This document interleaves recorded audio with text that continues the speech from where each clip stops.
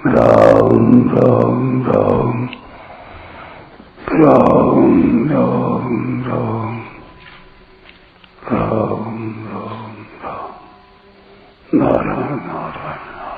संबंध। पूर्व श्लोक में भगवान ने संपूर्ण कामनाओं का त्याग एवं इंद्रियों का निग्रह करने के निश्चय की बात कही। अब कामनाओं का त्याग और इंद्रियों का निग्रह कैसे करें, इसका उपाय आगे के 25वें श्लोक में बताते हैं। शनै शनैरुपरमेत्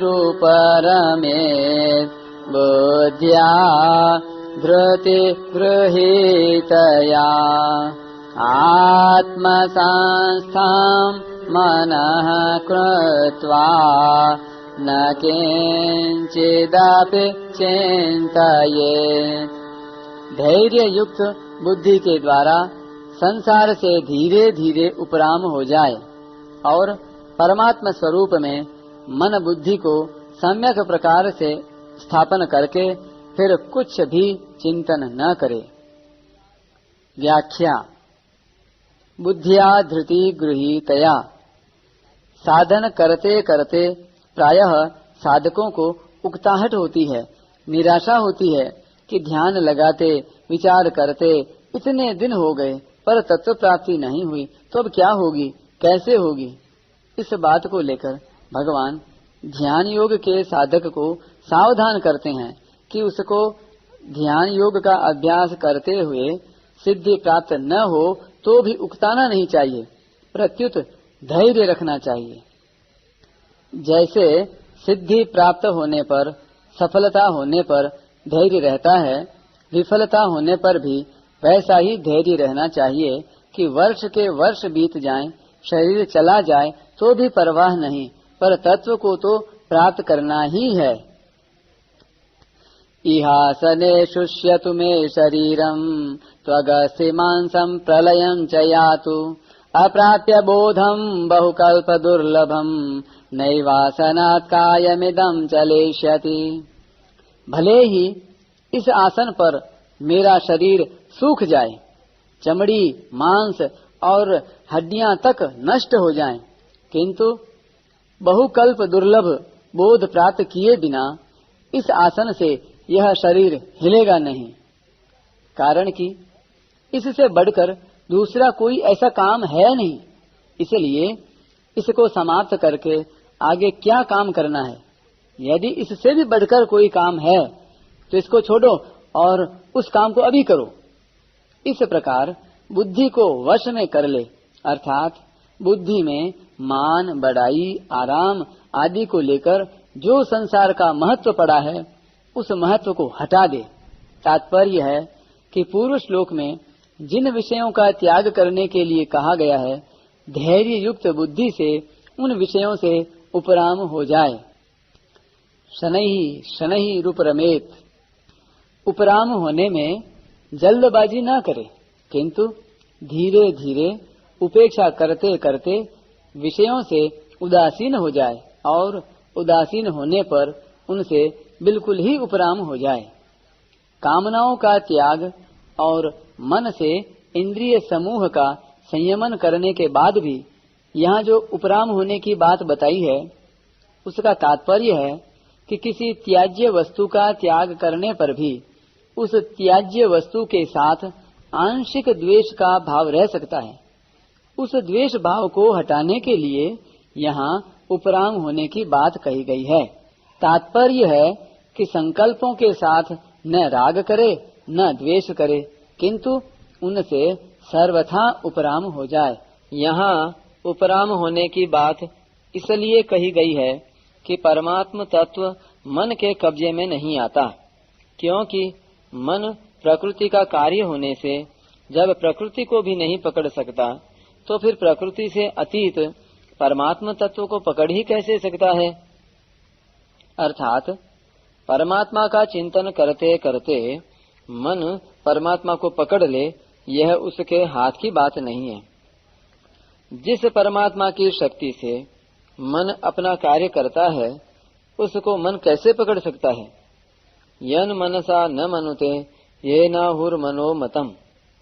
जैसे जिस सूर्य के प्रकाश से दीपक, बिजली आदि प्रकाशित होते हैं, वे दीपक आदि सूर्य को कैसे प्रकाशित कर सकते हैं? कारण कि उनमें प्रकाश तो सूर्य से ही आता है। ऐसे ही मन, बुद्धि आदि में जो कुछ शक्ति है वह उस परमात्मा से ही आती है। अतः वे मन, बुद्धि आदि उस परमात्मा को कैसे पकड़ सकते हैं? नहीं पकड़ सकते। दूसरी बात, संसार की तरफ चलने से सुख नहीं पाया है, केवल दुख ही दुख पाया है। अतः संसार के चिंतन से प्रयोजन नहीं रहा, तो अब क्या करें? उससे उपराम हो जाएं। आत्म संस्थम मनः कृत्वा। यहाँ मन शब्द अंतःकरण का वाचक है। सब जगह एक सच्चिदानंद परमात्मा ही परिपूर्ण है। संकल्पों में पहले और पीछे, अंत में वही परमात्मा है। संकल्पों में भी आधार और प्रकाशक रूप से एक परमात्मा ही परिपूर्ण है।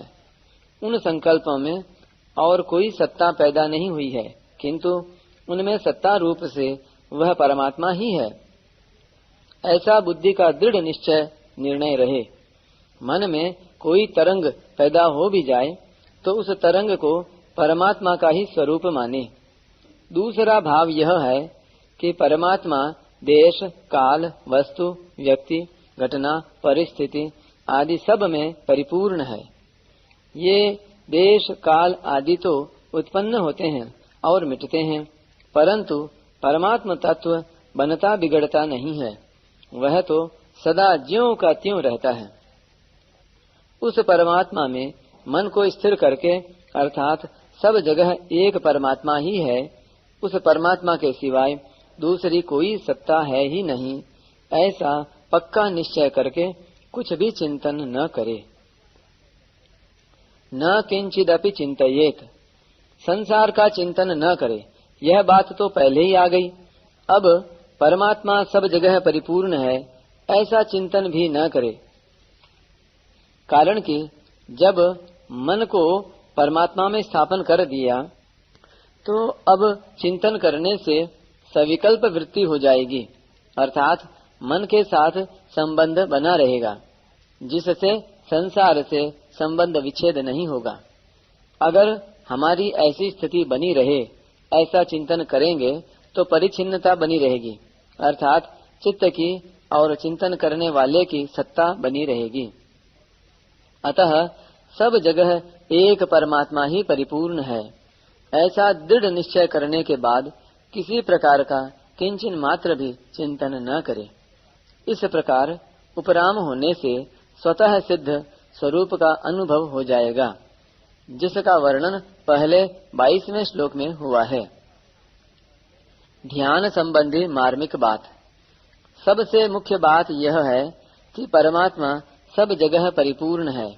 सब देश में, सब काल में, संपूर्ण वस्तुओं में, संपूर्ण व्यक्तियों में, संपूर्ण घटनाओं में और संपूर्ण क्रियाओं में परमात्मा साकार, निराकार आदि सब रूपों से सदा ज्यों का त्यों विराजमान है। उस परमात्मा के सिवाय जितना भी प्रकृति का कार्य है वह सब का सब परिवर्तनशील है, परंतु परमात्म तत्व में कभी किंचन मात्र भी परिवर्तन नहीं हुआ, न होगा और न हो ही सकता है। उस परमात्मा का ध्यान ऐसे किया जाए कि जैसे कोई मनुष्य समुद्र में गहरा उतर जाए तो जहाँ तक दृष्टि जाती है वहाँ तक जल ही जल दिखता है। नीचे देखे तो भी जल है, ऊपर देखो तो भी जल है, चारों तरफ जल ही जल परिपूर्ण है। इस तरह जहाँ स्वयं अपने आप को एक जगह मानता है, उसके भीतर भी परमात्मा है, बाहर भी परमात्मा है, ऊपर भी परमात्मा है, नीचे भी परमात्मा है, चारों तरफ परमात्मा ही परमात्मा परिपूर्ण है। शरीर के भी कण कण में वह परमात्मा है। उस परमात्मा तत्व को प्राप्त करना ही मनुष्य मात्र का ध्येय है और वह नित्य निरंतर प्राप्त है। उस परमात्मा तत्व से कोई कभी दूर हो सकता ही नहीं। किसी भी अवस्था में उससे कोई अलग नहीं हो सकता। केवल अपनी दृष्टि विनाशी पदार्थों की तरफ रहने से वह सदा परिपूर्ण, निर्विकार, सम, शांत रहने वाला परमात्मा तत्व दिखता नहीं।